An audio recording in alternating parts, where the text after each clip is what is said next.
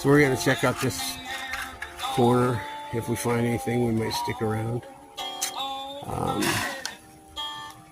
If not, we'll probably be heading that way. There's nice spots all over this creek. So let's see what we can find.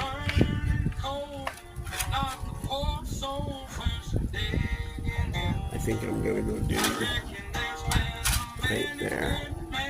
There's all these gigantic rocks are in one line.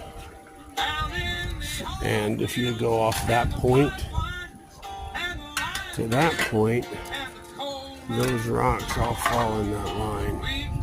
So I'm thinking the Bay Streak, if there is one, has to be right around